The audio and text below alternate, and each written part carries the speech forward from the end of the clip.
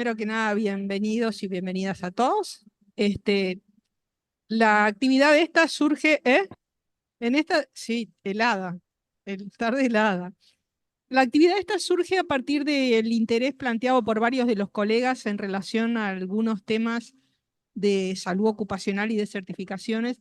En realidad, en base a la normativa, a algunos problemas que se plantean en la práctica, en relación a algunas demandas en diferentes servicios, y bueno, nos pareció que estaba bueno iniciar este año con estas actividades. Invitamos al profesor Tomás porque nos parece muy importante darle a esto un encuadre desde lo que es la perspectiva de la salud ocupacional, más allá de las certificaciones, sino ubicarnos realmente desde una mirada desde la salud ocupacional. Agradecemos también la presencia del equipo del Departamento de Certificaciones y Médicas de ACE, que bueno, que están las compañeras que ya las iremos presentando. Está también el doctor George Albert y la doctora Mónica Blanco, que es la que va a hablar de toda la parte de normativa. Y bueno, los dejo con el doctor Tomasino. Muchas gracias. Quiero agradecer a la sociedad y a la invitación. Es una oportunidad además de intercambiar nuevamente con muchos de los colegas que han trabajado en alguna oportunidad desde el área que dirige el doctor George Albert. Y bueno, mi intención es una reflexión, no hay soluciones en la presentación, sino más bien desafío frente a un tema tan complejo como es la evaluación de la incapacidad temporal, que ha tenido y de alguna manera siempre una mirada a veces compleja del tema o a veces demasiado lineal y simple, y que repercute sin duda en los organismos, en las instituciones. El tema ausentismo como tal de causa médica es un tema que Recursos Humanos, veo a Silvia Borba y me imagino que es un tema que le preocupa y le ocupa seguramente en su tarea desde hace. Entonces, la idea es reflexionar con ustedes algunos temas que tienen que ver con las certificaciones médicas. Yo justamente decía, en la primera transparencia justamente iba orientado a esta mirada reflexiva. La certificación médica ha estado en el debate público, sin duda. En el debate público quiero decir que históricamente, además no solamente hoy puntual, pero históricamente ha estado siempre en consideración del público y en general con una mirada negativa hacia el acto de la certificación como tal, porque en definitiva, tanto para el usuario como para el profesional médico que realiza la actividad, no se encuentra satisfecho con el sistema, con el modelo, con la forma o cómo se lo valora a la hora de realizar la actividad, la certificación como tal. Yo creo que uno de los problemas está en parte expresado en esta transparencia. Dije transparencia, me delata la edad. Creo que uno de los problemas es que se lo asocia a una actividad básicamente fiscalizadora. Creo que ahí hay un primer eh, pensamiento, primera idea a reflexionar. Si es de carácter fiscalizador, quizás por, por ese aspecto, no lo consideremos como una actividad propia profesional, y no estamos contribuyendo a lo que los profesionales de la salud tenemos como norte, que es la promoción, la prevención, el cuidado de la salud. Entonces, me parece que ahí hay un primer elemento. Si se, si se mira como un mero trámite de carácter fiscalizador, y está lejano, como dice la expresión, considera dicha actividad lejana a contribuir a la salud. También, y no podemos dejar de mirar la realidad, ha habido también cuestionamiento de la veracidad, perdón, del acto o de la certificación. Ha habido críticas, si está sostenida o no como tal la actividad, y la certificación como tal, bueno, cuestionando si era realmente veraz o es solamente un certificado por complacencia. Pues eso ha estado en la discusión. Creo que hemos, todos los distintos actores hemos tenido momentos en que este tema estuvo más o menos en la mesa de discusión. Por otro lado, la certificación médica tiene repercusiones a nivel individual porque tiene que ver también con nuestra condición de trabajador, este, de empleado, perdón, y repercute obviamente en nuestra carrera funcional, profesional. De alguna manera, la situación de la certificación tiene un nivel, digamos, de repercusión individual. Lo tiene familiar, sin duda también, y esto está asociado a aspectos económicos, sociales, y obviamente en el ámbito laboral, porque el trabajo de por sí es una actividad colectiva. Si hay alguien que tiene una situación de salud que no le permite estar actuando laboralmente en condiciones tanto psicofísicas para realizar la tarea, repercute también en los resultados laborales de ese entorno donde está inserto ese trabajador certificado. Y esta complejidad se da en gran parte porque la relación salud y trabajo, y ahora hablando desde la especialidad, desde la salud ocupacional, que tenemos como objeto justamente la relación salud y trabajo, es compleja, es heterogénea y está atravesado por diferentes niveles de interés, porque es lógico en un ámbito que está el área de lo que podríamos decir el bienestar y la salud de las personas y de los individuos en condición de trabajo, y por otro lado está el espacio de trabajo como espacio productivo, generador de bienes y servicios, generador de valores. Entonces, obviamente ahí hay una serie de contradicciones o complejidades que hacen que el acto de la certificación tiene necesariamente debería tener una complejidad mayor que la de un simple acto administrativo. Si no debería ser un acto administrativo, sino que tendría que tener que ver con esta complejidad, un acto que desde ya decimos debe ser un acto médico, formando parte del proceso de rehabilitación o curación o reinserción eventualmente de ese individuo cuando está transitando por un evento agudo o frente a una enfermedad crónica, a una descompensación de su enfermedad de base. Yo traje esta frase porque a mí me parece importante para entender entonces la complejidad del mundo de la relación entre la salud y el trabajo. Es de Giovanni Berlinguer, un médico salubrista italiano que falleció hace unos 4 o 5 años, integrante de la Comisión de Determinantes Sociales de la Organización Mundial de la Salud, de la OMS, que plantea algunos aspectos de la relación trabajo y salud, que es esa interfaz entre la biología humana y la economía de las empresas, de las instituciones, y la biología humana, los aspectos que hacen a la salud eh, en forma integral, ¿no? Del individuo. Son dos espacios en donde hay creciente interés por los conflictos éticos durante la práctica. Muchas veces nosotros como profesionales nos enfrentamos a situaciones que pueden entrar en contradicción con nuestra práctica profesional deontológica, lo que debemos hacer. No sé si me explico. Entonces, este es otro aspecto a tener en cuenta y los cuidados en relación, los cuidados éticos que debemos tener a la hora de la práctica de la certificación médica. Hasta ahora estoy reflexionando sobre la mirada negativa del acto y luego voy a tratar de enfocar a lo que debería ser el acto de certificación y cómo contribuir, cómo el acto bien realizado puede contribuir a la salud y a la promoción de la salud del individuo en condición de trabajo.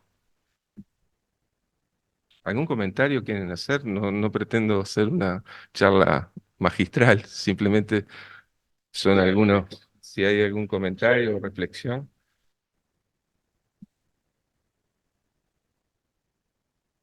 Bueno, por tanto, si la certificación médica no debe ser un acto fiscalizador, como comentábamos inicialmente, con finalidad meramente punitiva para combatir el ausentismo.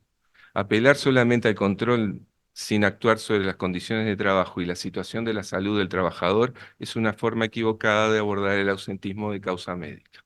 Solamente pensar que por el control, por la certificación, sin tener en cuenta los aspectos del proceso salud-enfermedad de la persona, actuando sobre ella, y sin actuar sobre las condiciones de trabajo. Ustedes saben que un aspecto que en general la OIT repite, la Organización Internacional del Trabajo, insiste mucho de que el ausentismo puede ser un indicador indirecto de malas condiciones de trabajo. Ausentismos elevados muchas veces están relacionados, según la Organización Internacional del Trabajo, a condiciones no adecuadas de trabajo. Cuando digo condiciones no adecuadas de trabajo, no me refiero solamente a las condiciones físicas.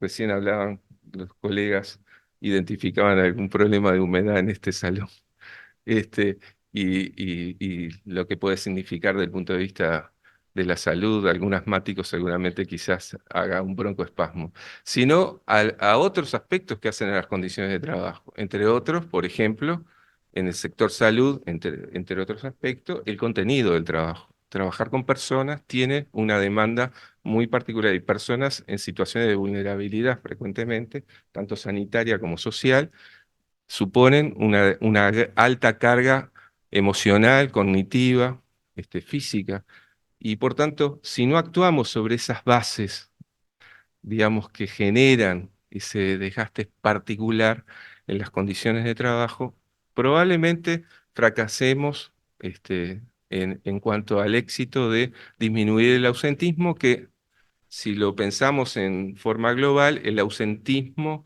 como tal tiene todas esas repercusiones individual, social, familiar, económica, institucionales, laborales. Entonces, estamos todos de acuerdo que está bien que se logre disminuir como objetivo.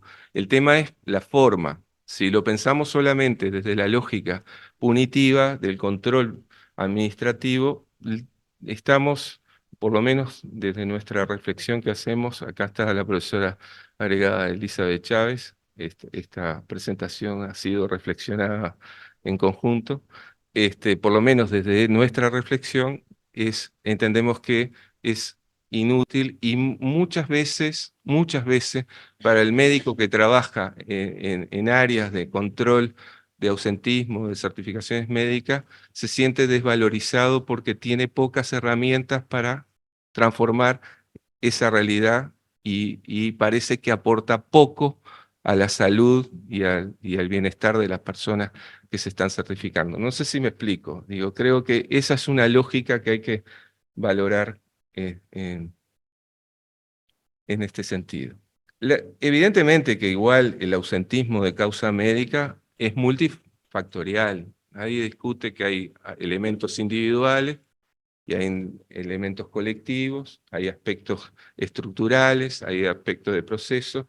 Habla de una complejidad, realmente requiere de una política institucional que apunte al bienestar y que sea el indicador ausentismo más bien un indicador de evolución de esas políticas, cuando logramos revertir situaciones. Yo pienso, y aquí hay varios docentes de la clínica psiquiátrica, de psiquiatría, del área de salud mental, ¿cuántos pacientes ustedes tienen? Pacientes crónicos con patología psiquiátrica compleja, psicosis, y todo el esfuerzo que hacen para la inserción en lo familiar, en lo social y en lo laboral, por el valor que tiene el trabajo para el individuo, por su integración, porque mejora obviamente su calidad de vida, porque además seguramente evolucionan mejor, digamos, no solamente con lo farmacológico, con la psicoterapia, con todas las herramientas que ustedes manejan. Es decir, el ámbito laboral y su inserción laboral es algo que lo tienen como objetivo. Entonces, el pensar la lógica de la intervención para mejorar en ese sentido los indicadores de ausentismo, creo que nos revalorizan, digamos, el acto que al inicio mencionábamos puede ser motivo de malestar profesional.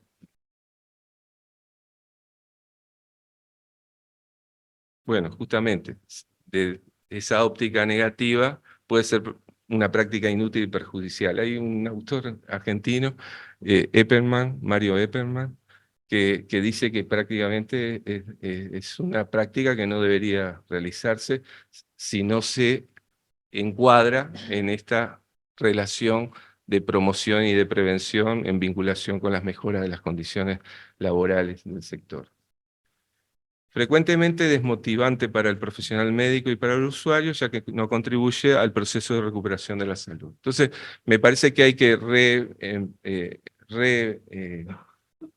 reorientar nuestra práctica en el sentido de que debemos trabajar en coordinación con aquellos equipos de salud que hacen a la recuperación y a la rehabilitación del individuo en situaciones críticas que no le permiten trabajar.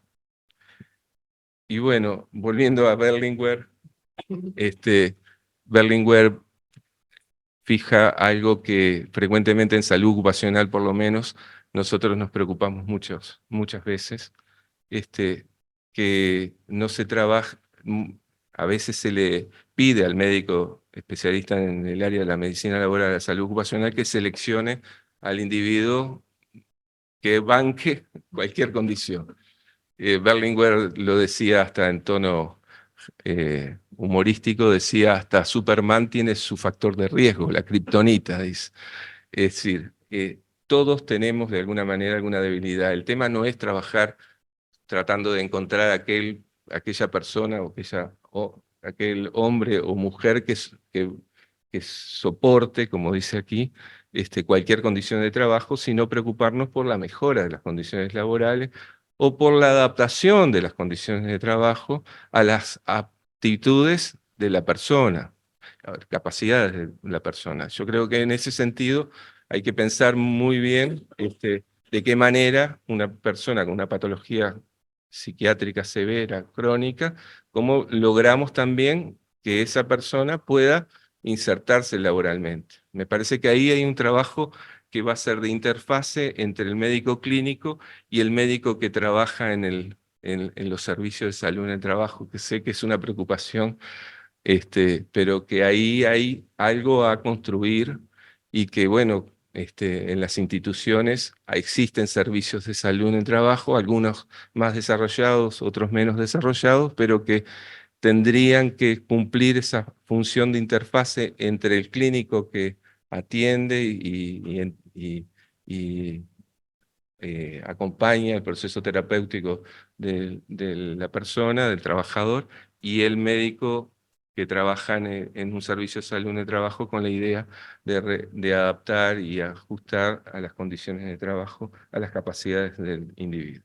Yo esto lo pongo para cortar un poquito la reflexión y hacer un poco, hacer una autocrítica de cómo muchas veces nos ven a los médicos que realizamos las certificaciones, como alguien que ha perdido cierto grado de humanidad y solamente valora la situación. El que haga diagnóstico de burnout en este médico es claro por la actitud cínica y la distancia emocional que presenta, evidentemente no es lo que queremos hacer.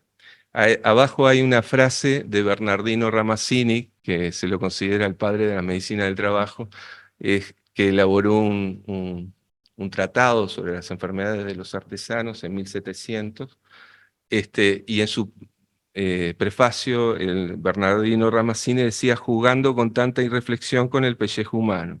Es decir, tenemos que tener una actitud también de empatía a la hora de pensar en la valoración de la situación de salud de la persona.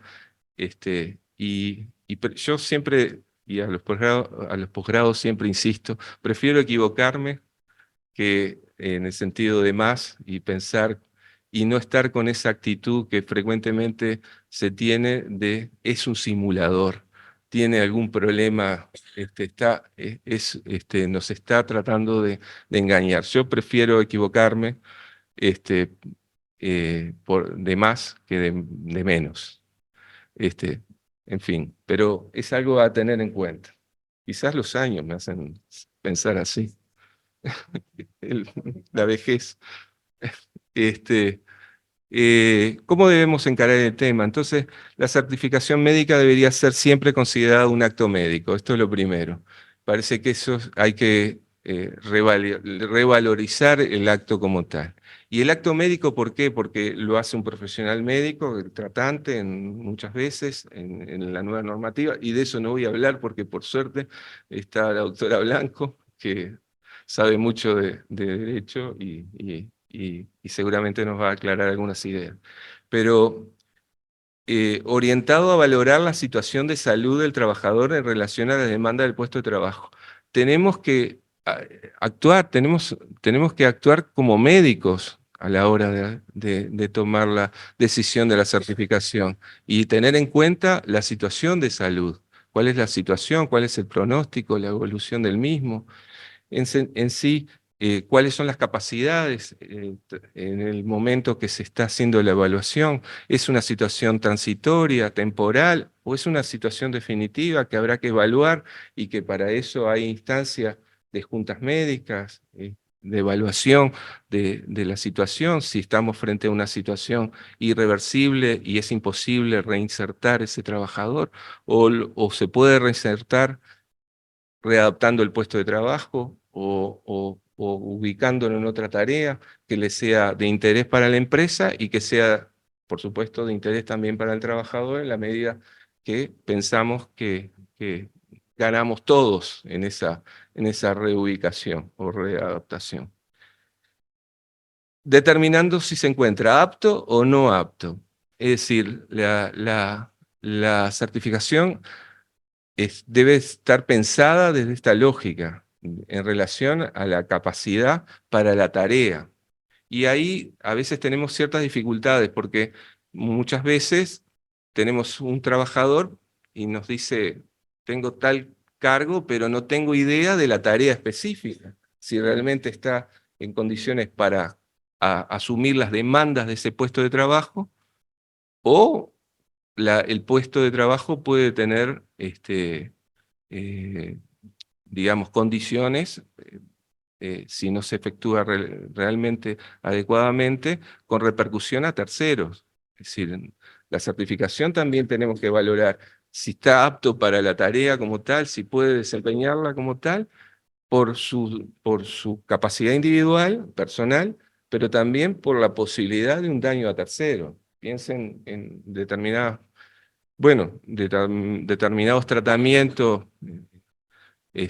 con fármaco, psicofármaco y la repercusión en los reflejos en alguien que conduce maquinaria pesada, por decir un ejemplo, y que esa medicación está sostenida durante un periodo de crisis, pero que luego eventualmente es una incapacidad temporal, es algo a certificar. Pero ahí no solamente si tiene capacidad para la tarea, pero si además tiene un riesgo hacia terceros, me parece que es parte de la evaluación. Por eso digo que es un acto médico en donde trabajamos en lo semiológico, deberíamos trabajar en lo semiológico, deberíamos acceder a la información médica para entender la lógica de la situación en relación al puesto de trabajo. Y ahí es la interfase con los servicios de salud en el trabajo. Yo creo que estamos todavía en una etapa de desarrollo de los servicios de salud en el trabajo y ahí tenemos ciertas dificultades. Muchas veces no tenemos el interlocutor en el servicio de salud en el trabajo, en el lugar. En fin.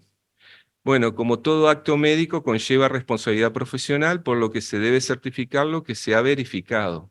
Ahí no hay duda. Nosotros tenemos una responsabilidad que va de lo civil, penal, es decir, estamos realizando un acto como cualquier otro acto médico.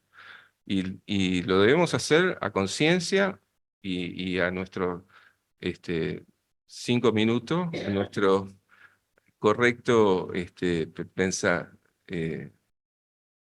actuar, nuestras consideraciones éticas, deontológicas que mencionábamos anteriormente y nuestros conocimientos profesionales sobre el mismo. Ya lo comenté, el diagnóstico y tratamiento planteado se deberá estimar el tiempo de recuperación y la capacidad de trabajo. En relación a esto, les quiero recordar que hay una herramienta de práctica, es el uso de los TER, de los tiempos estimados de recuperación, que es una cartilla. Acá la coordinadora fue la profesora Elizabeth Chávez, que tiene una guía. Es decir, la guía es como todo. Esto la realidad es bastante más compleja que un esquema, pero ayuda a tener una estimación comparativa de los tiempos que se estiman. Por ejemplo, en la patología de salud mental, en general son los de los tiempos más prolongados, 60, 90, 180 días. Digo, y es aquello del tirano Procusto, del mito de tirano Procusto. O lo estiramos o lo alargamos en el lecho, ¿se acuerdan? Bueno, los baremos, los tiempos de estimación de recuperación ofician como eso. La realidad es bastante más compleja, pero bueno, es una guía. El otro aspecto que queríamos reflexionar, ya que me quedan menos de 5 minutos ya, es el reintegro programado. A mí me parece que esto debería ser algo a tener en cuenta.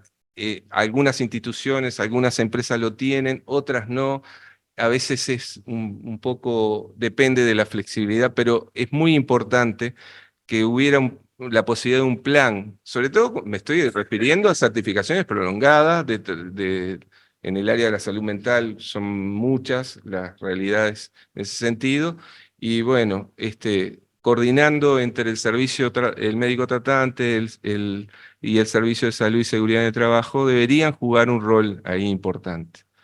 Generar un plan de reinserción que contemple la progresividad, el reintegro y la eventual adaptación del puesto de trabajo o la reubicación del trabajo. Bueno, hoy son obligatorios los servicios de salud en el trabajo y es parte de la normativa del decreto 127 del 2014, que reglamenta el convenio internacional 161 de la OIT sobre el servicio de salud en el trabajo. La realidad es que es muy heterogénea. Hay realidades, hay instituciones, empresas, organizaciones que han avanzado, otras no. Pero ahí hay algo que es una herramienta que deberíamos apelar.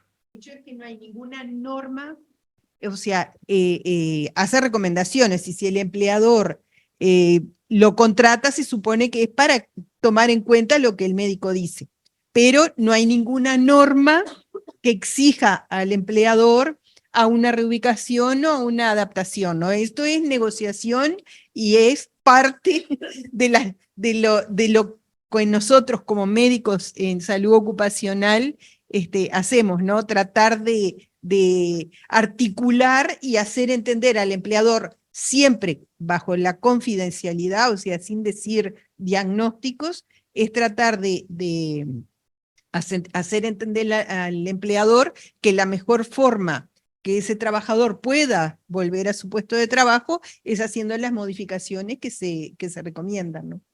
Sí, es un tema complejo, por eso decíamos interfase entre la salud, trabajo, la complejidad, los múltiples intereses, obviamente, y hay instituciones que tienen una capacidad más flexible y con mayor sensibilidad, no sé si decirlo así, a estos temas, y hay otras que no, y así lo vivimos. No sé si me explico. Es un tema complejo desde el punto de vista jurídico, porque estamos hablando de trabajadores todos, sector público y sector privado. En nuestro derecho existe determinadas protecciones y no podría de pronto, porque ahora cuando tú hiciste esa reflexión, yo me fui para el lado del sector público, sí podría haber una ley que obligue a la administración a que sea vinculante el dictamen de salud ocupacional. De hecho, la legislación que ahora la vamos a ver, es una de las soluciones que da la reinserción y la adecuación, aunque eso le cueste el cambio de escalafón. Típico caso de las enfermeras con patologías de Sí, sí, columna lo típico. que es muy visto en ACE. Pero algo que tenemos que tener en cuenta es que un trabajador en el derecho nacional, nuestro orden jurídico, que es de lo que puedo hablar en el sector privado, sería imposible que la legislación me obligara a tener a un trabajador y bancármelo y reubicármelo, porque acá existe algo que es el derecho a despedir, Sí. tarifado. Si está enfermo y lo despido, tengo una pena, pero está tarifada, no me está impedido. No, Yo, no es como ilegal. dueño de la propiedad privada, tengo también ese derecho consagrado como derecho fundamental en la Constitución de la República. O sea, que a veces es todo hermoso, pero tenemos esas grandes dificultades jurídicas. Bien, ya veo que va a estar rico el intercambio.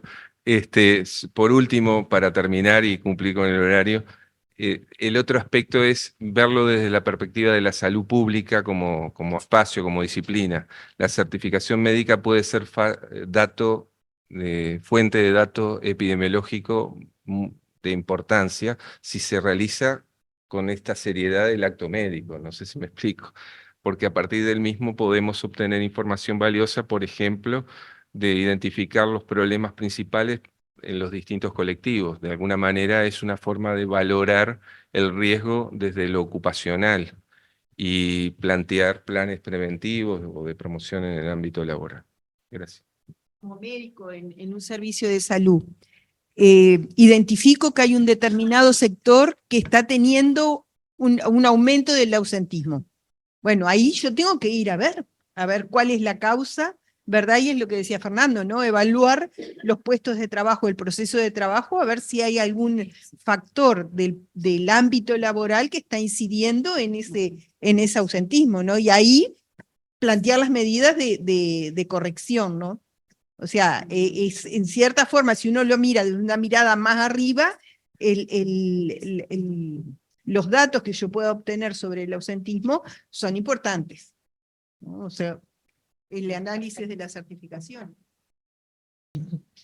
Muchas gracias. Creo que, digo, es clarísimo la complejidad del tema, ¿no? Digo, y que de repente uno tiene como una mirada muy del operativo cotidiano y de todas estas otras miradas como casi prejuiciosas acerca de lo que implica la certificación en la práctica nuestra. Bueno, ahora sería la intervención del equipo de certificaciones y juntas médicas de ACE. Acá las tres compañeras que armaron la presentación son la doctora Karina Quines, que es ex profesora adjunta de psiquiatría, la doctora Soledad Brescia, ex profesora agregada de psiquiatría, y la doctora Viviana Porto, actual profesora adjunta de psiquiatría. Bueno, adelante. Bueno, ¿cómo están? En realidad quedé pensando un poco en la presentación, que creo que el COVID fue de alguna manera lo que nos hizo ver las certificaciones de otra manera, ¿no? Pensando un poco más desde ese lado médico, que... yo dije, ¿quién estaba hablando? Y era Sandra. Que ¿ahí no se escucha bien? Bueno, nada, eso mismo, de que era una manera de cuidarnos entre todos y que decías, no, tenés tos y salir corriendo. Ya no, nos olvidamos un poco, pero bueno, nada, me quedé pensando en eso. Yo voy a contarles un poco cómo funcionamos y bueno, quiénes somos parte y cuál es la función del Departamento de Certificaciones y Juntas Médicas de ACE. Bueno, en realidad empezamos el tema para destacar la importancia con dos preguntas que, bueno, que están todas como enrabadas en lo que un poco planteaba el profesor y también lo que vimos hoy juntas con la doctora Blanco. es cuánto sabemos de lo que significa una junta médica y cuánto sabemos acerca de las consecuencias de las certificaciones prolongadas, ¿no? Creo que eso lo dejamos un poco para el debate. Bueno, vamos a contarles cómo son las características de este departamento. Está compuesto por funcionarios administrativos, departamento administrativo de juntas médicas y la secretaría, la dirección, auxiliares de servicio, vigilancia y los técnicos médicos, que en este momento contamos con medicina general, cirugía, neurología, médicos de familia, medicina interna, psiquiatría y cardiología. La población objetivo. Acá lo que quisimos poner es, bueno, en realidad son todos los funcionarios públicos de todo el país, aunque existen algunas excepciones de algunos ministerios y de algunos departamentos que no las hace el propio departamento. Sí, sí, por eso me quedé media ahí, porque nos quedaron algunos arreglos que hicimos hoy que no se ven acá, pero cualquier cosa me ayudan ustedes un poquito. Bueno, ¿cuántas funciones o cuáles son las funciones que tiene el departamento? Una de ellas es las licencias, después vamos a hablar de cada tema, así que lo paso medio rápido, son las licencias maternales de las funcionarias de ACE, fiscalizaciones de certificaciones médicas a domicilio, de certificaciones médicas del Ministerio de Salud Pública, del Ministerio, el MEF, el sector catastro, en periodos electorales como ahora, de las constancias y certificaciones médicas que presentan los funcionarios que fueron designados a mesas, las propias juntas médicas, peritajes, convalidaciones de juntas médicas realizadas en el interior del país, revisión de juntas médicas de otros organismos y juntas médicas en conjunto con salud ocupacional de UDELAR. Certificaciones médicas a domicilio. Ahí, ¿qué sucede? La Secretaría del Departamento revisa diariamente las certificaciones del BPS que no pueden salir del domicilio y adjudica a los médicos que las realizan, pasa las direcciones, los nombres, para que vayan a fiscalizarlos a domicilio. Esto se hace de lunes a domingo de 0 a 24. Así que si no pueden salir del domicilio, quédense en su casa porque es todo el tiempo que puede llegar el médico fiscalizado. Y llega. Certificaciones médicas, que esto es lo que decíamos, que son enviadas por recursos humanos, que en realidad fue una de las aclaraciones que teníamos que hacer, que en realidad el que envía es el director de cada organismo, que envía para hacer la certificación cuando le toca a cada funcionario. ¿Sabes qué? Que está bastante mal ¿no? Sí, en periodos electorales, bueno, lo que decíamos, cuando alguien está certificado, su médico tratante plantea que no puede no puede estar en la mesa por alguna patología, bueno, llegan tanto los que están certificados, eso, bueno, está certificado por un colega, pero hay en otros casos que es una constancia de alguna enfermedad y nosotros lo que vemos es, bueno, es válida como para hacer la certificación o no, y quizás haya causas que puedan ir igual, ¿no?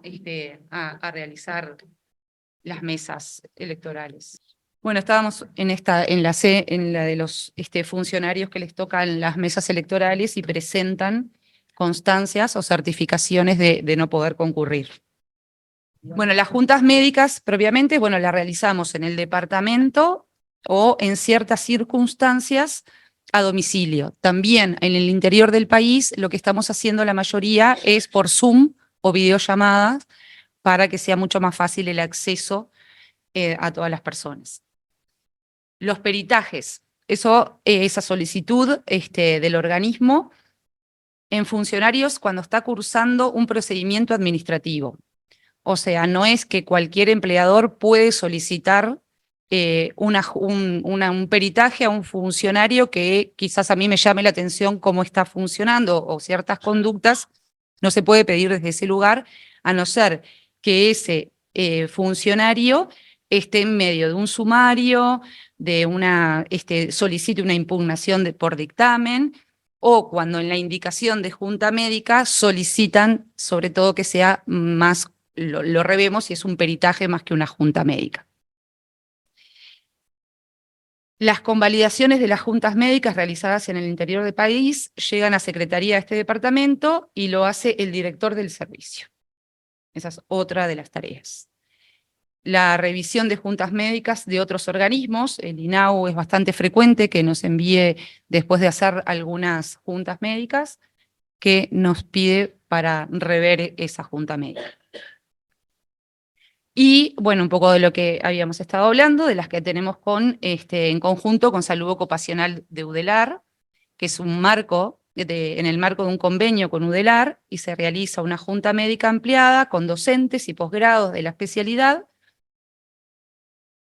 Se decide por el equipo médico del departamento un poco cuál paciente o cuál funcionario más bien sería el que tiene sentido verlo en este conjunto. Aunque también puede ser, puede venir a pedido de la unidad ejecutora de ese funcionario. Bueno, ¿cuál es el procedimiento?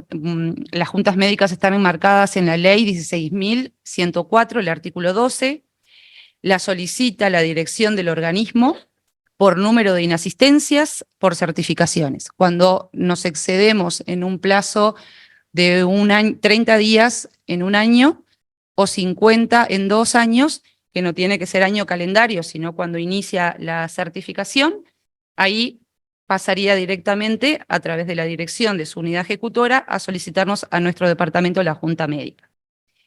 Aclaramos que no es una tarea asistencial. El tribunal está conformado por 3 médicos.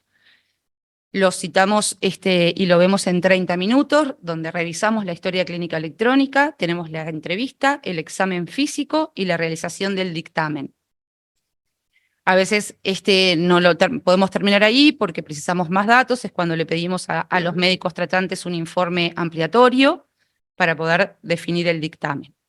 El dictamen se hace en un formulario tipo, que vamos a medida habitualmente cuando termina la entrevista, realizamos el dictamen. Ese dictamen se envía vía mail a la unidad ejecutora y el funcionario lo firma, los amantes de recursos humanos, y firma ese dictamen, que en realidad, si ponemos que está apto, eso lo que hace es cerrar ese expediente, y con eso, si el funcionario tiene que volver a certificarse por una causa, por la misma o por otras, se inicia de nuevo esto de contar los 30 días en un año, o 50 en 2. Bueno, lo registramos en la historia clínica electrónica, no aparece información, obviamente, de la patología del paciente, a diferencia del peritaje, y que vuelve a la unidad ejecutora, lo hablamos. Bueno, mientras van poniendo la presentación, presento a la doctora Mónica Blanco, que es asesora de recursos humanos de ACE, Gracias. es abogada, y bueno, va a hablar de toda la parte normativa. Bueno, buenas noches para todos. Complementando un poquito la presentación, porque ella me pidió que le mandara algo que no te mandé. Solo referir que estoy como asesor legal de la Gerencia de Recursos Humanos desde el año 2006, es decir, desde que ACE pertenecía al Ministerio de Salud Pública. Así que me tocó, justo entré a raíz del inicio de la descentralización en el año 2005. Como quien dice, bueno, nazco con ACE. Entonces, bueno, en cuanto a este tema y a otros tantos más, puedo relacionar un poco cómo ha sido la evolución.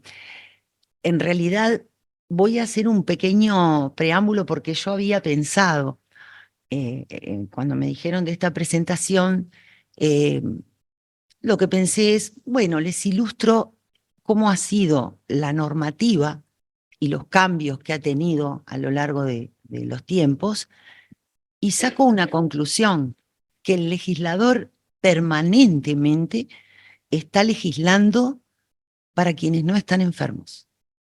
Esa es la conclusión que se saca, porque era como decía hoy el doctor Tomasina, tenemos un sentimiento de prejuicio de que no está diciendo la verdad, porque quienes trabajamos en las áreas administrativas percibimos realmente. Y la legislación, no me quiero detener, imponía la realización de un sumario administrativo desde el año 1990, más o menos con las mismas condiciones de ahora, cuando se acumulaban faltas durante un año o 2 años, eh, pero íbamos a la destitución, porque una de las causales para destituir a un funcionario público es la ineptitud. La ineptitud puede ser de orden moral, puede ser física o puede ser psíquica. Lo cierto es que yo estoy hablando, no se olviden de las certificaciones en el área de los funcionarios públicos. No voy a tocar el tema de empresas privadas. Pero en realidad, bueno, la única forma de desvincular mediante un sumario administrativo al funcionario, de desvincularlo o destituirlo es previo al sumario administrativo. Caía muy mal eso, porque había gente que tiende a pensar que el sumario es por un mal comportamiento o un tema disciplinario. Y hubo tantas quejas que en realidad hubo una novedad que fue en el año 2010, cuando se sigue permitiendo destituir, pero sin sumario administrativo. Fue una novedad que tuvimos bueno, adecuarnos. No es necesaria las rigideces de un sumario, sino que era un mero procedimiento. En el año 2019 se elimina la posibilidad de destituir. Entonces hubo un levante enorme en las certificaciones y bueno, como paliativos puedo relacionar que nace como servicio descentralizado. Lo que se hizo fue, bueno, hacer mediante una negociación colectiva que no alcanzó al sector médico, ni médicos, ni odontólogos, ni químicos, que son los que están juntos en el convenio colectivo, pero sí al resto de todos los funcionarios. Se hace una negociación colectiva y se dice, bueno, subsidiamos a quienes están enfermos, no se les paga los primeros 3 días y se les retiene el 10% del salario. En el año, creo, si mal no recuerdo, fue el 2018, se hace un plan piloto de hacer un cambio en ese sentido y decir, bueno, vamos a probar qué pasa. Se logró en el Ministerio de Trabajo un convenio, no se les va a descontar nada a los del sector público. Y las certificaciones subieron desproporcionalmente. Y bueno, y después ahí ya no tenemos sumario, que esa es la situación que estamos en este momento atravesando, y es el hecho de que no hay sumario administrativo, sino una reinserción laboral en donde se hace sumamente necesario la intervención de las unidades de salud ocupacional. Entonces, adhiero totalmente a las reflexiones del doctor Tomasina, porque en realidad, claro, el legislador tiene las herramientas limitadas, en el sentido de que, bueno, siempre piensa, si ustedes se ponen a pensar, a ver, sí, pensaron en sumario administrativo, descuento del 50% de haberes si no cumplen con los plazos, que ahora lo vamos a ver, destitución, o sea, yo siempre estoy apretando. ¿Para qué? ¿Por qué? Porque hay un desmadre en las certificaciones y bueno, la parte de las soluciones fueron bien ilustradas por el profesor. Así que, como le dije, vamos a ver las certificaciones y está absolutamente reglado. Esta es la norma que en la actualidad nos rige, el artículo 12 de la ley 16.104, como yo le decía, del año 90, pero la redacción actualmente vigente es el artículo 17 de la ley 19.996. Bueno, esto es súper aburrido, siempre me toca lo mismo, la parte aburrida las condiciones para poder realizar una junta médica obligatoriamente están dispuestas también por la ley y es, como lo había dicho la doctora, si el funcionario incurre en inasistencias por certificaciones médicas, 30 días en 12 meses, 50 días en 24 meses. Ahí se moviliza un mecanismo, se arma un expediente y se procede a requerir los servicios de el Departamento de Certificaciones Médicas de la Administración de los Servicios de Salud del Estado, que es el órgano competente para determinar la aptitud del funcionario público a partir del año 2010, por ley, porque en los periodos anteriores no se mencionaba para nada a quién tenía esa competencia. Y ahora lo que vamos a ver un poquito es cómo se desencadenan de acuerdo a los distintos dictámenes. Si el funcionario, la Junta Médica lo declara apto para el desempeño de sus funciones, tiene que reintegrarse en un plazo de 72 horas al servicio. Puedo comentar, de repente vale la pena referir respecto a esto, que la experiencia con la que contamos en un organismo tan grande como ACE, es que, bueno, no tengo proporciones, pero el funcionario no es común ver que se reintegren al cabo de las 72 horas. Lo que es común es abrir la pantalla y ver la certificación de vuelta colgada por otro mes y por otro mes y por otro mes. No, yo no dije todos, por eso no hablo de proporciones, pero los que llegan a mí son todos los que no se reintegran, porque al abogado es la tarea nuestra, llegan los problemas, nunca va a llegar algo solucionado o fácil. Algo para reflexionar en cuanto a esto es que si hay una ley que dice que a las 72 horas tú tienes una obligación, que es reintegrarte, con total derecho la administración pública podría perfectamente decir, no se reintegró, retengo sueldo. En los hechos, ningún gobierno lo ha hecho. O sea, ¿por qué? Por el valor y la dimensión que tiene lo que está detrás, que es un médico. La firma de un profesional médico que le dice, del médico de cabecera de pronto, o tratante, que le dice al funcionario, no te vuelvo a certificar. Lo correcto sería, retengo el sueldo, el funcionario se opone porque tiene derecho a réplica de la Junta Médica, pero eso se nos ha desvirtuado. Quizás porque toca una parte muy sensible que es nada más ni nada menos que bueno, la fuente del diario vivir, que es el salario del trabajador. Pero los funcionarios están tan acostumbrados a que no pasa nada, que ni siquiera se oponen, no se dignan a oponerse al dictamen de ustedes. O sea, el funcionario, tranquilo, ni dice no estoy de acuerdo, nada. Se notifica y se sigue certificando. Eso es lo que pasa muy a menudo en los hechos, lamentablemente.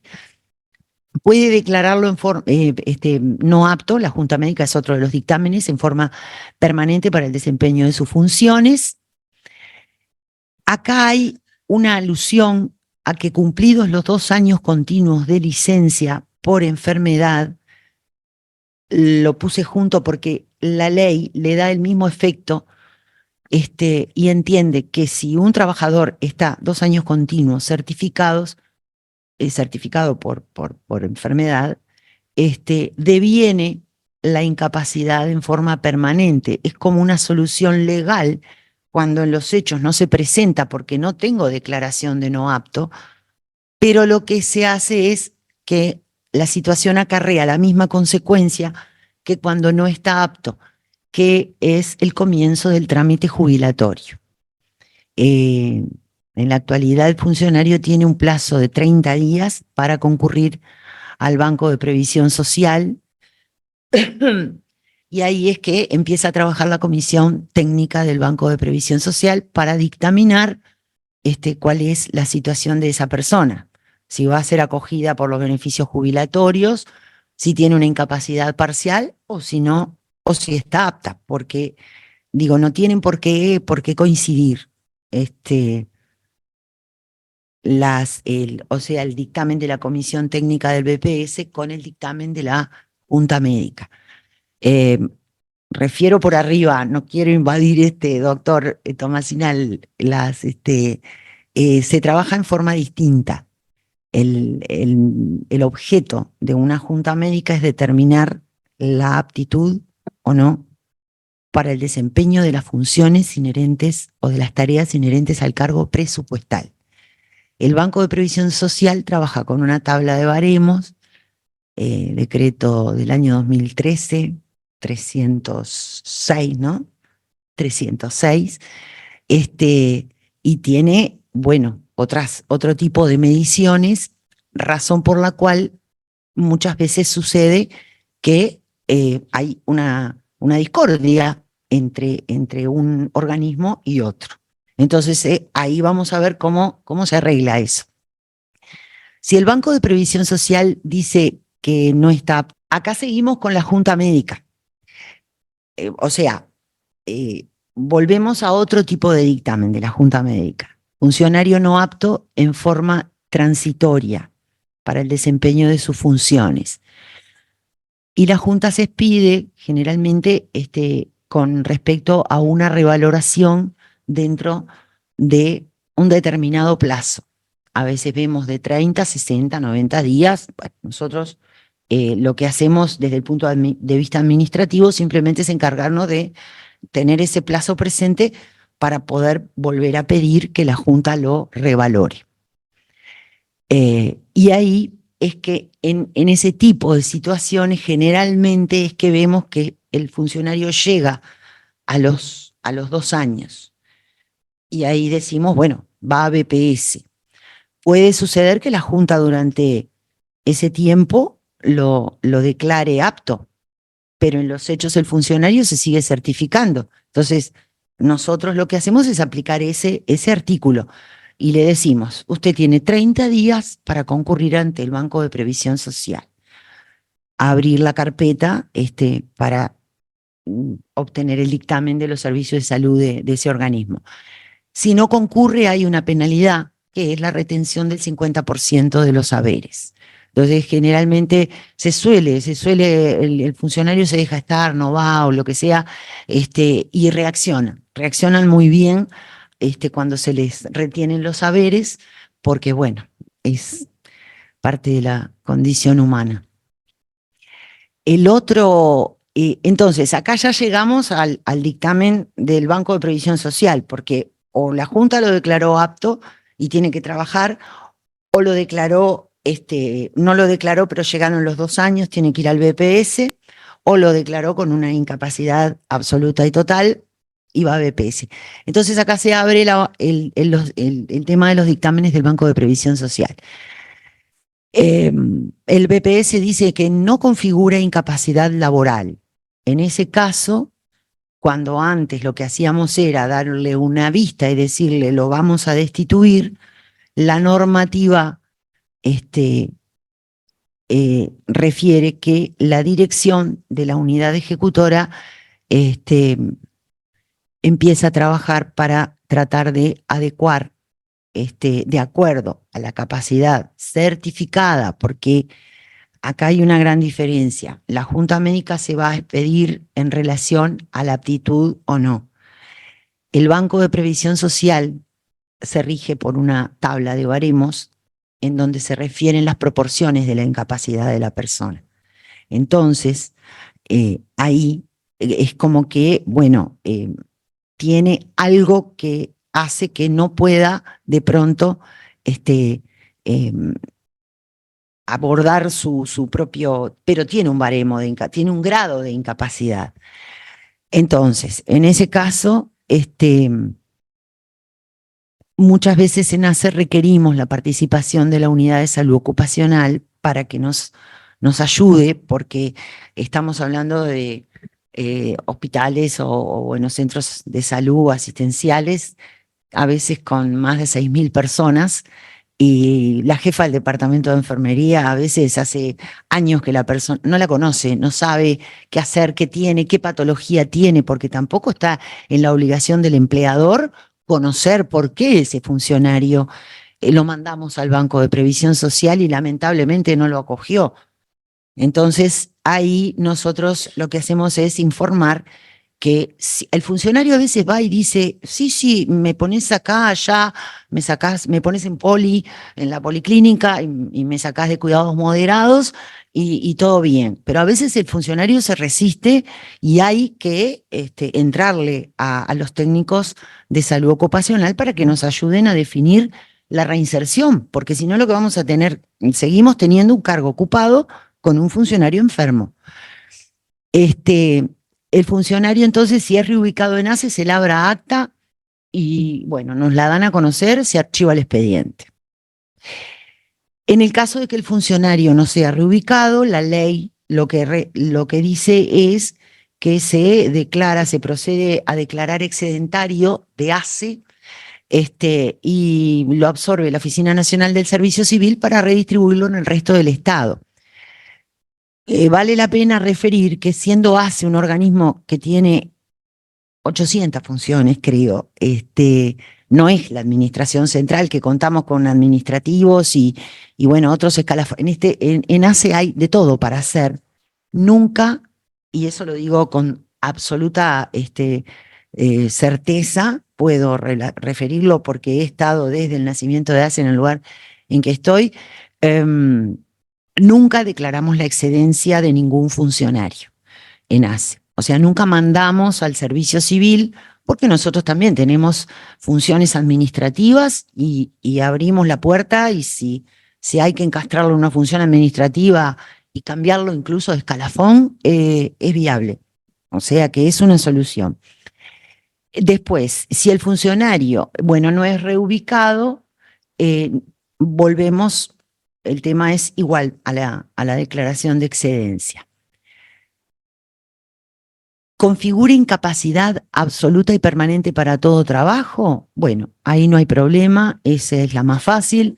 El funcionario accede a los beneficios jubilatorios por incapacidad y, por supuesto, que lo invitamos, ahí hay otro tema, lo invitamos a que renuncie.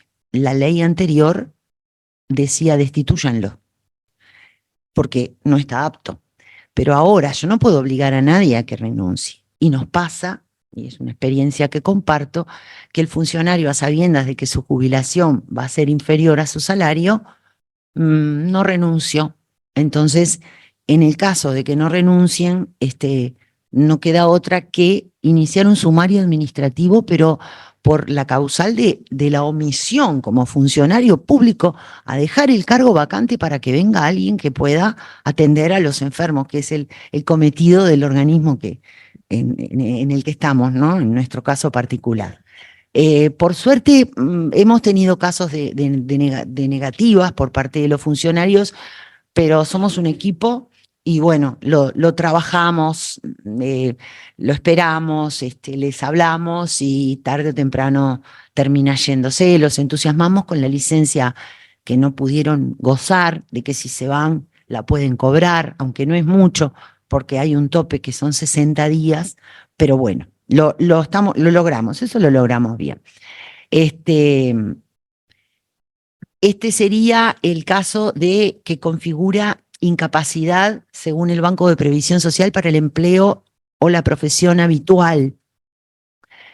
En ese caso, el Banco de Previsión Social le brinda un subsidio transitorio y nosotros procedemos a reservar el cargo. O sea, en otras épocas se destituían estos funcionarios porque ya no podés ser enfermera. Bueno, no, ahora se reserva, porque en esos 3 años, como la incapacidad no es absoluta y definitiva, puede haber una mejoría, el cargo se reserva. O sea que en eso estamos con un avance contemplativo hacia el funcionario. Goza del subsidio transitorio y tiene que ir, como más o menos siempre se estima, pusimos 6 meses, puede ir un tiempo antes, a hacerse una segunda revaloración, porque al cabo de los 3 años, el funcionario tiene que presentar cómo está, si su baremo bajó, subió o está igual. Ahí estamos entonces en el ámbito del segundo dictamen del BPS. Imagínense que pasaron los 3 años. El dictamen dice, configura la incapacidad absoluta y permanente. Reitero todo lo anterior que dije. Para todo trabajo lo jubilan. Por lo tanto, renuncia y se va. Queda el cargo vacante. Si permanente para todo trabajo. Después, a ver, cese de reserva de cargo. Resolución de la Gerencia de Recursos Humanos. Ahí quedó algo trabucado. Les voy a aclarar. El funcionario, si lo declaran incapaz, se va. No es necesario cesar la reserva. La reserva se cesa cuando el funcionario se reintegra, accede a los beneficios jubilatorios por incapacidad. Eso es, para acceder, deberá renunciar. Si el funcionario, se coló esa cosita. Si el funcionario no presenta la renuncia, se inicia el proceso de destitución. Me quedo pensando por qué incapacidad absoluta y permanente para todo trabajo. A ver si está en la otra página. Acá está. Quedó una línea que pertenece a esto. Estamos en el segundo dictamen del BPS después de los 3 años. Si no configura incapacidad laboral, se cesa la reserva de cargo y se le trata, ahí volvemos a la reinserción, a trabajar para la reinserción laboral, porque mantuvo un grado de incapacidad, pero no alcanza, porque no está incapaz para todo. Y como ya dije, reitero, puede tratarse de un técnico que no puede ejercer esas funciones y lo invitamos a hacer funciones administrativas, aunque tenga que cambiar su escalafón, porque el BPS no lo ampara. En el caso del cambio de escalafón, sí. Sí, porque te refiero a esto, chiquito, así no perdemos. El funcionario pretende que no se le toque el sueldo por razones de enfermedad, porque él no es el que el que tiene una discopatía degenerativa y no puede tender una cama en la enfermería. Y va a tener que ir, y trabajaba en la enfermería de un CTI, ponele, que tiene un complemento. Pero hace el Estado o la administración, tampoco es, ni puede ser responsable de cubrir el salario de un funcionario enfermo, porque para eso está el organismo previsional. Ahí es donde empiezan las colisiones entre los dictámenes, y hay que ser firme, porque el funcionario tiende a decir: yo no tengo la culpa de no poder estar en el CTI. Y yo tampoco. Lamentablemente es así. Entonces, bueno, reinsertamos, no echamos, no sacamos como antes. A veces hay que trabajar mucho para poder convencerlo. Entonces, estábamos en el dictamen de BPS segundo, en donde no configura y se tiene que reintegrar, y volvemos a tratar de reubicarlo. Se labra el acto de reintegro. Esto es lo mismo que sucedía en el caso de que el primer dictamen no le saliera positivo para la incapacidad, y se termina el procedimiento si el funcionario queda reubicado en ACE. Y en el caso de que no se reubique, lo que ordena la ley, no es lo que hacemos, es hacer la declaración de excedencia, que incluso hay un plazo de 60 días. Generalmente tardamos más en reubicar. Bueno, acá terminó. Muchas gracias. Una preocupación que la vi, que fue dentro de las que manejó Fernando y que también manejó Mónica.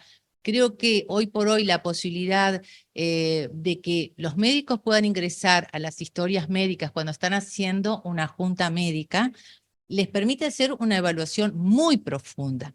Entonces, por cierto que al ser un tribunal de excelencia, como son todos los médicos que tenemos en certificaciones, y además son 3 médicos, cuando dan un dictamen, es un dictamen muy serio. Y muchas veces el médico que atiende al funcionario no accede a ese dictamen. Entonces, a veces quizás un poco por la propia presión del funcionario, lo sigue certificando. Yo estoy segura que si el médico analizara el dictamen que realizó Juntas Médicas, la historia sería otra. Y luego, por otro lado, una cosa que creo es muy importante con todo lo que tiene que ver con la historia clínica y demás, es que hoy por hoy, por suerte para los médicos que muchas veces se sentían muy presionados, principalmente, por ejemplo, trabajando en los hospitales o en las mutualistas, que igual los paraba el funcionario en un corredor porque quería que le hicieran una certificación. Hoy por hoy, con el nuevo sistema de certificaciones, las únicas certificaciones válidas son las que están en la historia clínica. Entonces creo que eso facilita porque ya no va a haber personas que inventan ciertas patologías, sino que va a ser el médico que lo va a ver en consultorio y por ende va a poder ver su historia clínica, va a seguir su evolución y entonces eso facilita el trabajo del médico en consultorio y a la vez el trabajo de los médicos de certificaciones médicas que al acceder también a la historia logran excelentes resultados. Nosotros nos pasó cuando arrancamos con el doctor Albert, no existía ni la historia clínica electrónica en certificaciones.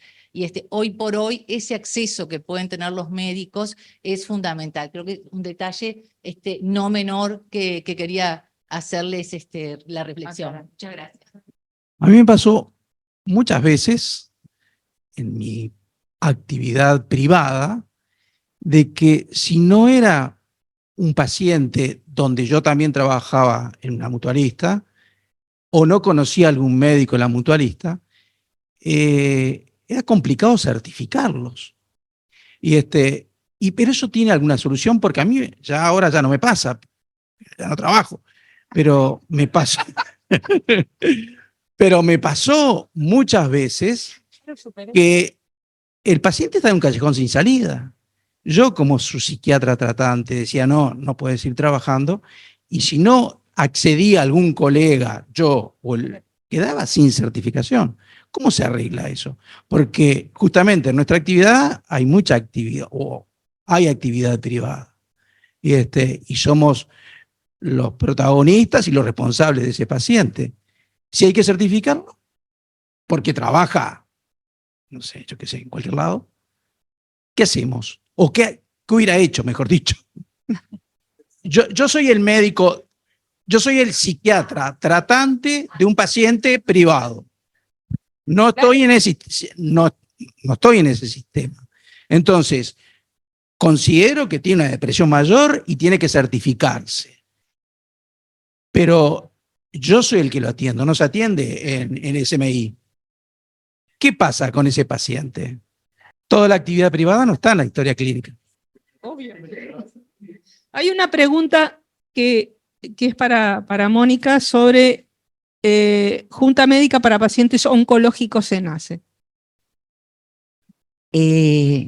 Con relación a esa consulta, la legislación tiene una contemplación especial para los pacientes oncológicos, no para los pacientes oncológicos, corrijo, para quienes están bajo un tratamiento oncológico, no se computa el plazo de los 30 días en 12 meses, ni el de 50 días en 24 meses, por ende puede suceder, y no es un incumplimiento, digo, a lo que obliga la norma, que si el funcionario está en ese momento sometido al tratamiento y está inhibido de trabajar, no por la enfermedad oncológica, sino porque está cursando un tratamiento de esa naturaleza, podemos sortearnos los plazos, pero la Junta Médica hay que hacerla igual.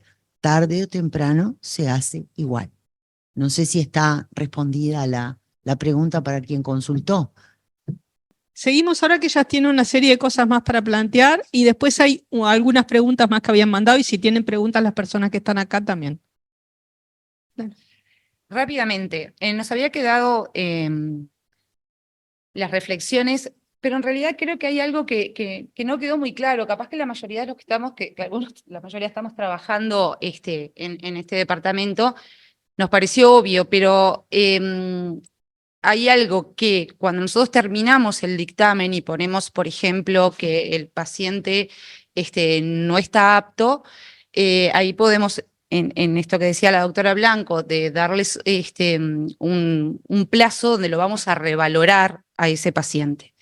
ese plazo de revaloración no es una certificación nuestra, es algo que a veces los médicos cuando trabajamos en nuestros lugares de trabajo, desconocemos un poco cuál es la función de la junta médica y a veces quedamos como, bueno, si la junta médica dice y nosotros somos los que decimos, bueno, ¿qué dice el médico tratante? Por eso es que a veces les pedimos un informe, sobre todo de carácter de cuál va a ser la evolución con respecto a laboral. Entonces ahí, exacto. Entonces ahí es donde empieza a haber una serie de conflictos que alargan un montón también como los plazos, ¿no? Entonces, dentro de eso, no sé si se entendió, capaz que leyendo un poco las reflexiones, que dice la importancia de la certificación como acto médico, creo que en eso coincidimos todos, ¿no? Bueno, en pensar un poco todas las variables que están dentro de ese acto.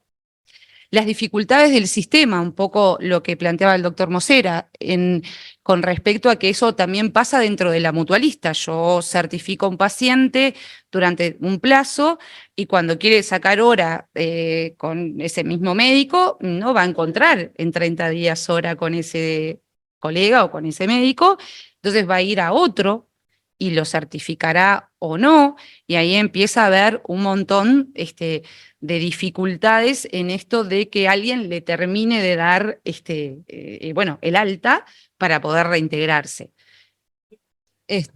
No, que aclarando un poco eso también, no es necesario que el funcionario esté certificado hasta ser visto en junta médica, que es otro error que vemos muchas veces. Bueno, yo lo certifico hasta que vea la junta médica. No, el funcionario, la certificación puede terminar y ser visto en junta médica ya reintegrado. Y eso no es solamente un concepto que a veces podemos tener nosotros, sino que a veces algunos departamentos de recursos humanos no permiten el retorno del funcionario, dicen ellos, hasta que no tienen el apto de la junta médica. Eso pasa en algunos lugares específicamente, que tampoco es así. En realidad el funcionario, si no está certificado, médicamente hablando, ¿no? Puede trabajar de alguna manera, ¿no? Entonces eso es como bien interesante porque no es que tenga que pasar por la junta para reintegrarse.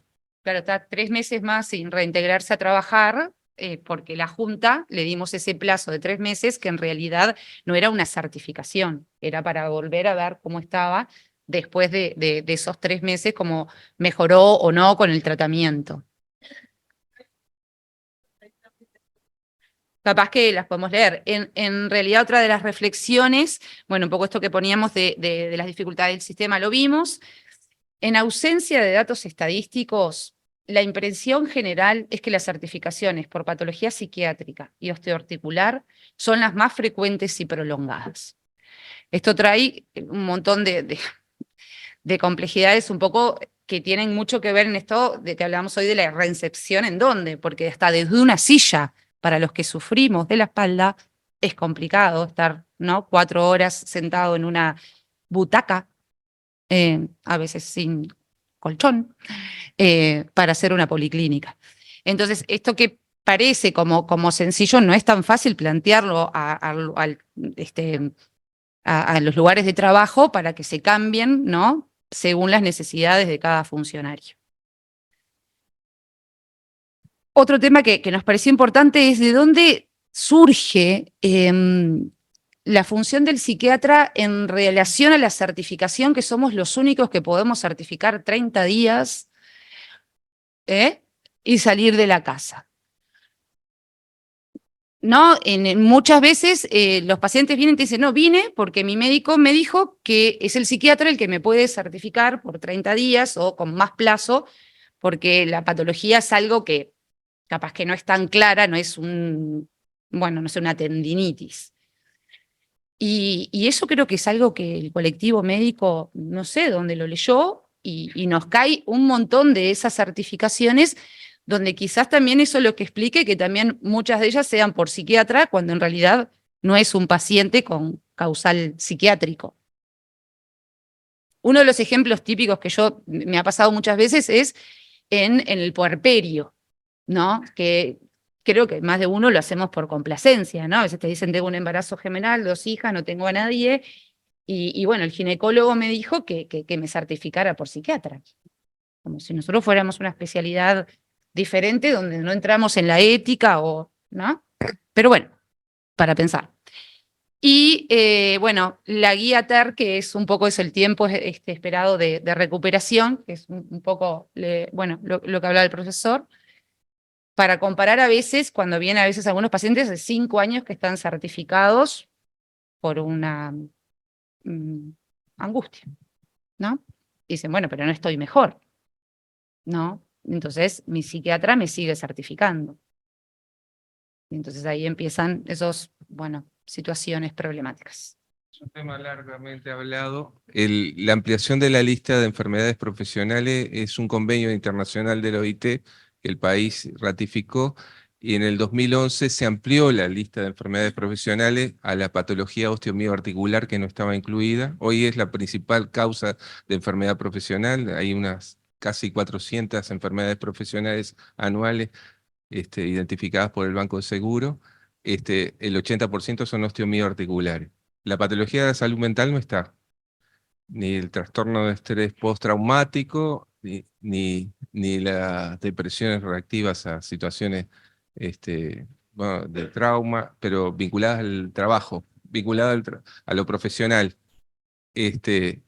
No están contempladas. Cuando se amplió en el 2011, la CONASAT, el Consejo Nacional de Salud y Seguridad en el Trabajo, planteó, que es el organismo rector en el área de la salud y seguridad en el trabajo del país, que lo preside la Inspección General de Trabajo, el Ministerio de Trabajo, y están los organismos Ministerio de Salud Pública, Banco de Seguro, Banco de Previsión Social, y los delegados del PIT-CNT, Ministerio de Salud Pública, PIT-CNT y las cámaras. Es un organismo tripartito, de acuerdo al planteo de la OIT, el Convenio Internacional 155. Ahí, cuando se amplió la lista de enfermedades profesionales, se dijo que se iba a generar documentación para vincular posibles patologías de origen profesional del área de la salud mental. Es decir, que había que documentar, que ir generando evidencia. Creo que se ha acumulado bastante, sobre todo, ustedes lo ven, ustedes como profesionales en psiquiatría, pero nosotros lo vemos también de lo laboral, los trastornos de estrés postraumático frente a situaciones violentas, incidentes, accidentes que ocurridos en el trabajo, y esas situaciones deberían, hoy ya tenemos bastante evidencia, y hay evidencia internacional como para vincularlas de origen profesional, como para ampliar la lista. Eso está planteado, desde el 2011 está planteado como generar evidencia en ese sentido. Ha habido un planteo últimamente en la CONASAT para ampliar en ese sentido, pero por ahora seguimos sin considerar las enfermedades profesionales del área de la salud mental. Eso es lo que decíamos, la información epidemiológica que puede dar cuando se hace un certificado, una certificación médica desde el punto de vista como acto médico, digamos. Ahí hay una evidencia interesante. Y la otra de acoso laboral, el acoso laboral no es una patología, no es un diagnóstico clínico. Ese sería el primer concepto. Es un diagnóstico jurídico. Es el juez el que determina si hay una situación, una figura como tal. Entonces, ahí hay bastante, yo les sugiero, hay información, el año pasado se hizo un primer congreso de violencia y acoso laboral en el Uruguay, que se hizo con participación de Facultad de Derecho, participó la ex decana de Derecho Cristina Mangarelli, bueno, Facultad de Psicología y Facultad de Medicina, nosotros participamos por ello. Hay una publicación, me parece que es interesante, que está de acceso libre, se llama, son las publicaciones de la jornada de acoso laboral, y me parece que ahí hay bastante elemento. Nosotros como clínicos podemos evaluar la percepción. De hecho, el acoso laboral, desde Leyman, que era un psiquiatra, y Mary Irigoyen, psiquiatra francés, es decir, desde lo clínico evidentemente se percibe, digamos, eh, elementos sugestivos pero lo que hay que evaluar es la prueba, y la prueba pasa por una evaluación de las condiciones como tal de trabajo y los testigos de la situación. Entonces, es una figura, nosotros hemos visto muchas veces diagnóstico de acoso laboral. No lo podemos hacer desde la policlínica, desde una consulta. Muchos llevan, cuando se está en el ámbito de probar si hay o no acoso laboral, la persona afectada, una de las cosas es un dictamen de su médico que manifiesta, exacto, la repercusión en la salud es un detonante que puede provenir de ahí,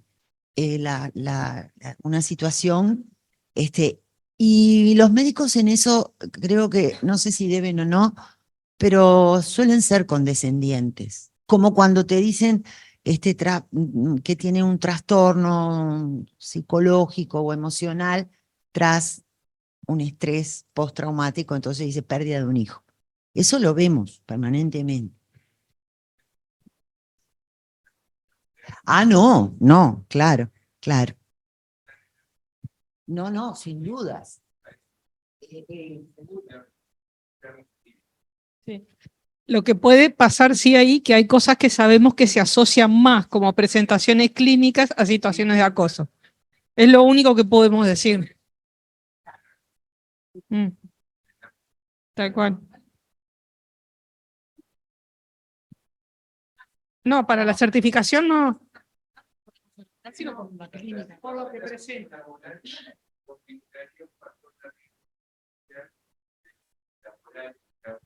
Y desde el punto de vista de como factor psicosocial puede generar una situación de ansiedad generalizada, yo qué sé, o depresión reactiva de la situación. Igual es frecuentísima la Sí. Y el tema ahí es que si no cambia la situación en el lugar de trabajo, se mantiene la...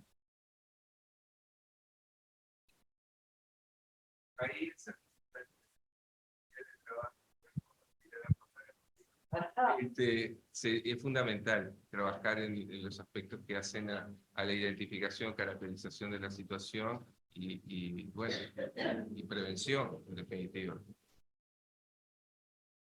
Ahí quedó hay otra pregunta respecto a si existe alguna norma que ampare para hacer una certificación parcial para determinado tipo de... No, ya está, no.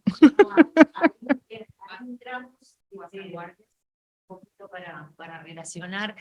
Entramos en el tema justamente de lo que sí existe para la mayoría de los organismos es la reinserción con horarios disminuidos. ACE en particular no lo tiene, pero es una práctica habitual y bueno, llenamos el vacío legal por analogía porque la administración central lo tiene, es un plazo máximo de 9 meses y en realidad es una certificación parcial en los hechos porque yo estoy pagando el 100% del salario y el funcionario está yendo la mitad del horario de pronto o un horario disminuido, porque la norma no dice que sea a medio horario. O sea que eso lo practicamos. No está previsto, pero se aplica. Y es una herramienta. Bueno, ¿alguna otra pregunta o comentario?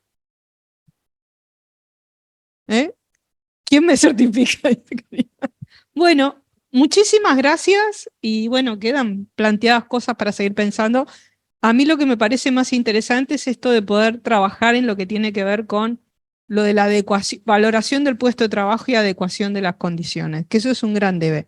Digo, en la medida que no hay una norma que ampare en muchas de estas cosas y no es una práctica instalada, creo que es algo que habría que pensar y trabajar bastante. Erika, ¿quiere hablar? ¿Dónde estás? Hola, ¿qué tal? Estoy acá en el chat, estoy en el Zoom. No, un poco respecto a la pregunta que hacía de la certificación parcial, que me queda una duda, y yo ponía un ejemplo en la pregunta. ¿Qué tal? ¿Cómo andan todos? Perdón que no pude concurrir presencialmente. La duda que a mí me queda es, por ejemplo, sucede sobre todo en el embarazo y bueno, mucho en el ambiente médico, ¿no? De que la paciente cuando está embarazada, muchas veces, por ejemplo, no puede hacer guardia, pero sí puede hacer policlínica y puede desarrollar otras actividades, ¿no? Y eso, a eso me refería con la certificación parcial. ¿Cómo se hace una certificación de esas características o cómo se avala una certificación de esas características? No solamente para el Estado, en general lo pregunto, porque a veces nos pasa en lo personal, ¿no? Que de repente alguno de nosotros podemos realizar una tarea o no, por ejemplo. Tú podés hacer una policlínica si tenés una fractura de miembro inferior, pero no podés hacer una guardia. ¿Por qué se contempla para el embarazo y no se contempla para otras situaciones? Esa es la pregunta. Estrictamente no se contempla para ninguno en la normativa, ¿no? Ah, bueno, o sea, en el embarazo se hace, pero Es no un poco lo que sería ya había como... respondido Mónica. Perdón, capaz que yo vieron algunas cosas que no las pude escuchar porque tuve trabajo- dificultades en la conexión. El trabajo nocturno, en la embarazada, el trabajo en áreas de radiología, está previsto que haya una reubicación. No obstante, no esté previsto, antes que certificarse, estamos con los oídos abiertos, esperando que me digas, no puedo hacer guardia, incluso recuerdo alguno que otro caso de una médica que tuvo un problema oncológico y que no podía hacer guardias porque no podía trabajar en la noche por el grado de, bueno, no sé qué, era algo muy técnico, y se le reubica de alguna forma, porque siempre es preferible. Y se suele dar mucho en el personal médico porque tienen multiempleo. Por Entonces, eso. se me certifica porque en ACE solo hace guardias. Yo no le doy la oportunidad, le estoy causando es un tema, porque en lo Por privado, eso. casa haga poli, pero está bien clara, muy, muy buena la consulta. Sí, siempre es algo que me generó dudas y en realidad me pasó en un contexto de pandemia con una paciente médico que en realidad lo que tenía era una claustrofobia que la limitaba muchísimo y ella podía trabajar, pero si le tocaba en área COVID no toleraba el traje. Y fue muy difícil negociar con sus empleadores que no pudiera ir al área COVID. Y yo no tenía un amparo para justificar eso, ¿no? Fue más que nada en realidad terminaba haciendo como certificaciones, los días que le tocaba área COVID la certificaba y después no. Entonces era una situación bastante irregular que fue manejada de una forma bastante artesanal, pero en realidad ella podía trabajar en un montón de áreas, pero no en el área COVID. Pero bueno, Por eso la pregunta. bárbaro, muchas gracias. Muchas gracias. Muchas gracias a todos. Bueno, Hasta luego. ah.